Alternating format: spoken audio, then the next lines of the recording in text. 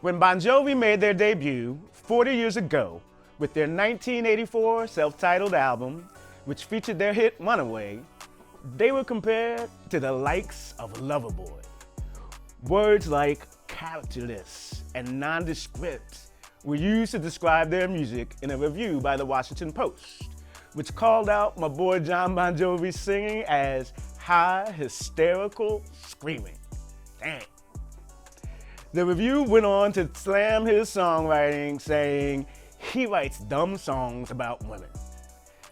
And the review concluded with one final dig, and I quote, "The band's brand of antiseptic hard rock only makes you want to cheer on all the more the undiluted heavy rockers like Motley Crue." Ouch. Man, the shade was real. Well, 40 years later, where exactly is Loverboy? Despite Bon Jovi starting out as the Rodney Dangerfield of rock bands with absolutely zero respect, the Jersey Boys were not just living on a prayer 4 decades ago.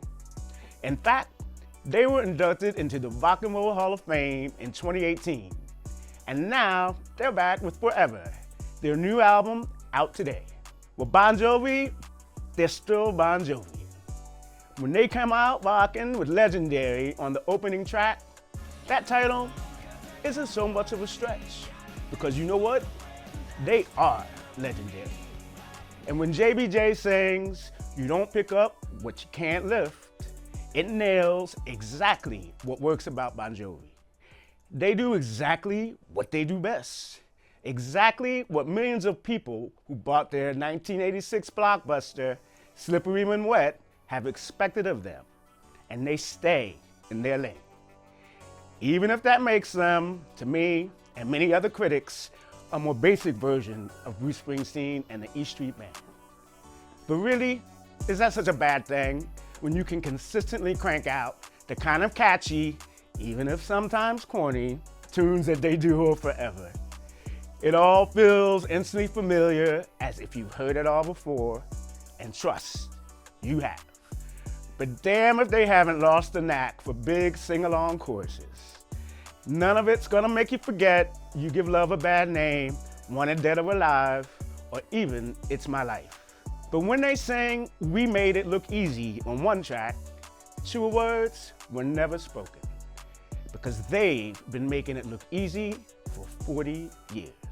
Speaking of elder rockers who just won't quit, how the hell does Mick Jagger still have moves like that?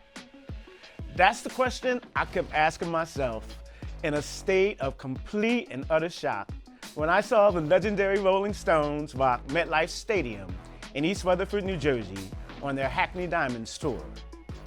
On his first tour as a full-blooded octogenarian now, Sir Mick, you know he turned 80 last July, the man who made Adam Levine look old on moves like Jagger is still out shimmying us all.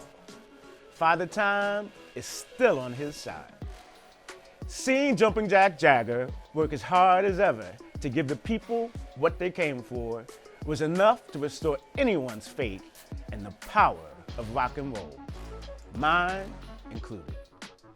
In fact, 60 years after the Stones released their debut in 1964, these eternal bad boys stage a rock resurrection that the genre desperately needs. Jagger, he was in perpetual motion from the time he hit the stage to Start Me Up, the Stones' 1981 hit that remains one of the most perfect concert openers of all time.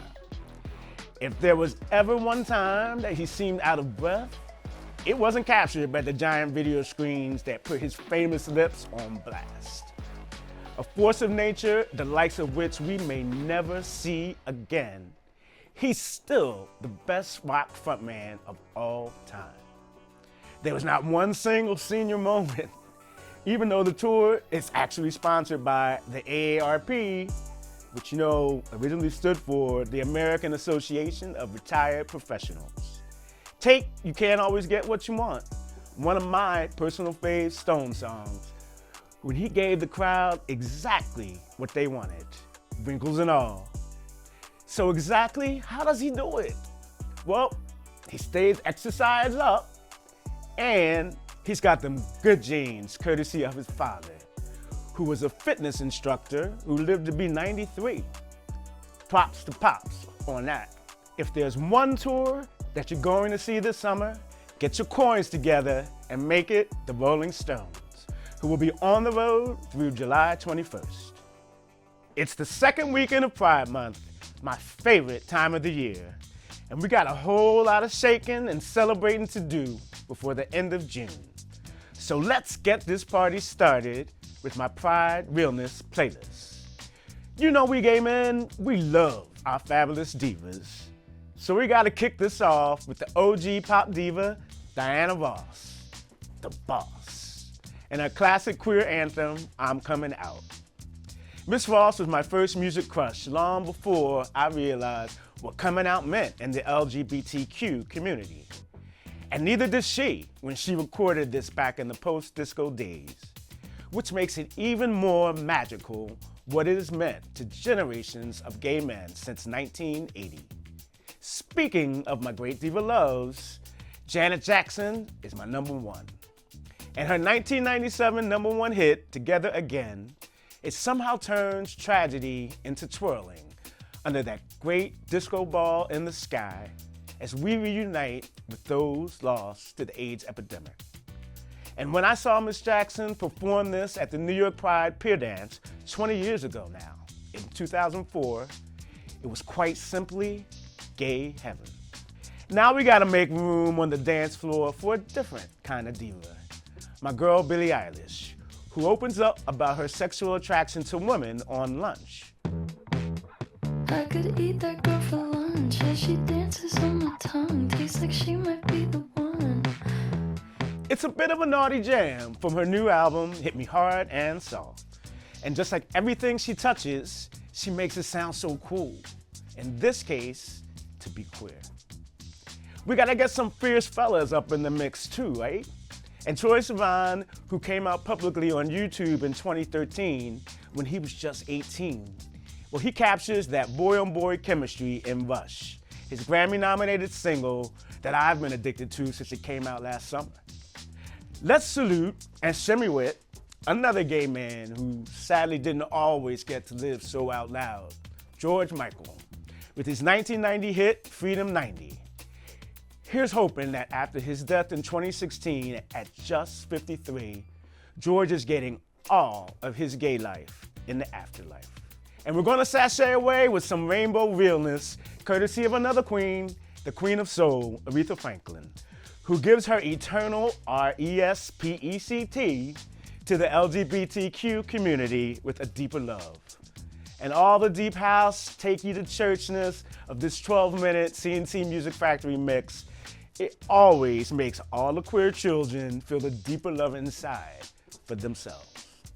Happy Pride, y'all. Much love.